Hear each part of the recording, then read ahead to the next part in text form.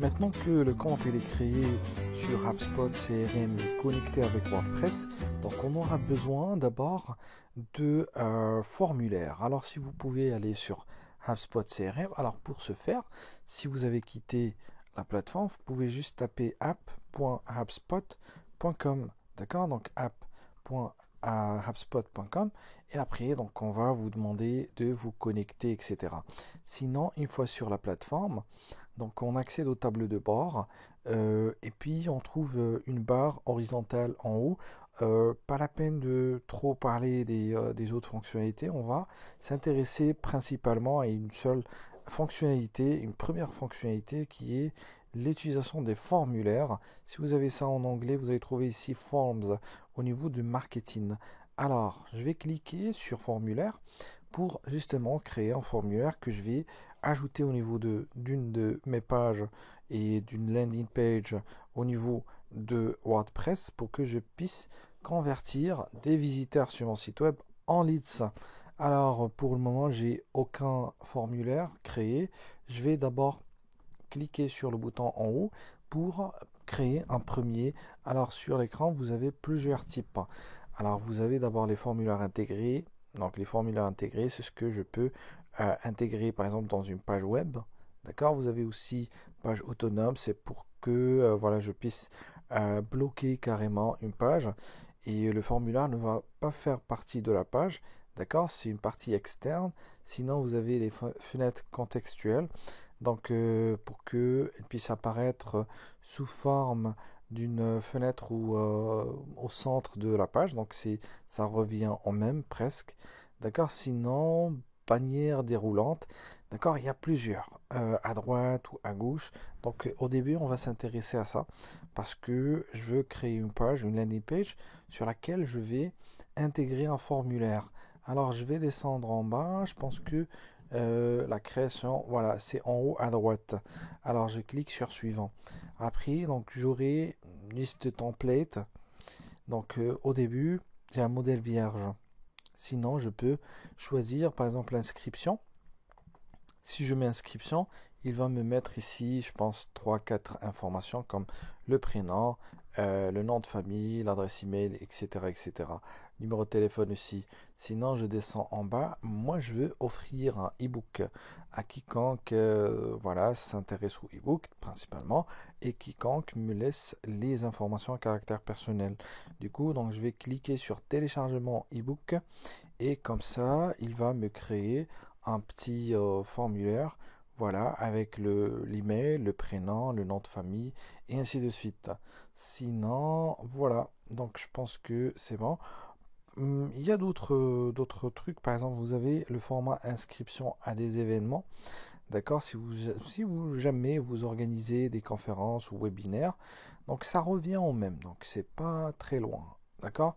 Ou plus de modèles à venir. Sinon, je vais cliquer sur démarrer pour voilà, créer mon formulaire. Alors, pour le formulaire, la page suivante, donc il est divisé en deux parties. La partie de gauche, ça me permet de paramétrer, donc d'ajouter des paramètres. La partie de droite, c'est là où je vais trouver les modifications. Alors au début, j'ai 4 colonnes, donc le numéro de téléphone, prénom, nom de famille et puis l'adresse email. Mais avant tout, j'ai le nom, je dois double-cliquer dessus. Alors sur le titre, j'ai mis ebook 20 plugins WordPress ou top 20 des meilleurs plugins WordPress.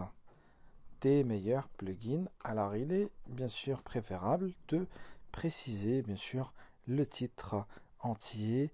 Je descends en bas, je peux ajouter un champ personnalisé comme je peux chercher voilà, des champs qui sont souvent qui font partie du CRM.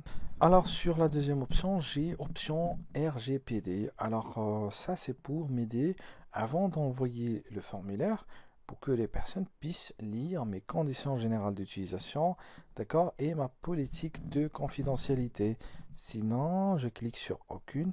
Il y a plusieurs. Si je choisis par exemple la première, il va ajouter quelque chose en bas, d'accord, case à cocher, voilà, que j'ai bien sûr la possibilité de changer, d'accord, de modifier, Ok, donc vous pouvez faire pareil.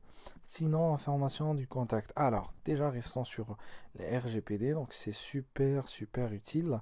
Alors, j'ai cliqué sur éditer ici. Il m'a ouvert ça. Alors, donc déjà, je peux supprimer tout ça. Ok, parce que ça va faire fuir les gens.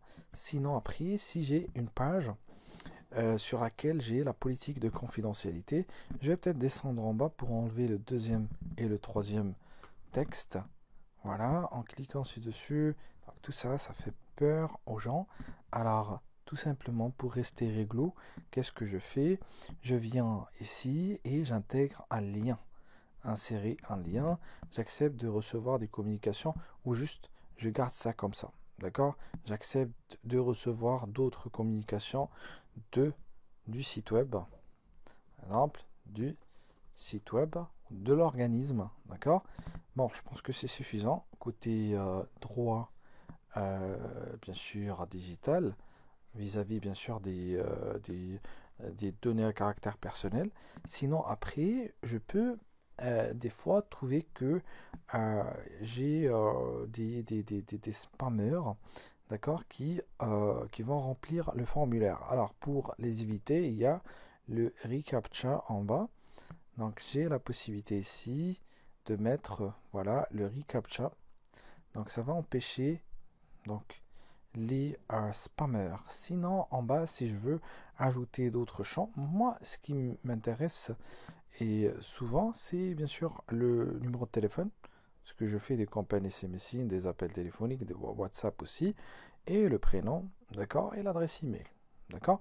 Voilà, c'est ce qui m'intéresse. Sinon, plus on capture d'informations et on récupère d'informations à caractère personnel ou professionnel de chez le prospect, plus on aura bien sûr la possibilité de mieux le servir. D'accord? Du coup, donc, si vous voulez ajouter d'autres informations, il n'y a pas de problème. Pour mon cas, je garde bien sûr les 4 informations que j'ai mises sur le formulaire. Alors, je clique sur publier et comme ça, on a publié notre formulaire. Donc, je peux bien sûr récupérer ce code-là, d'accord?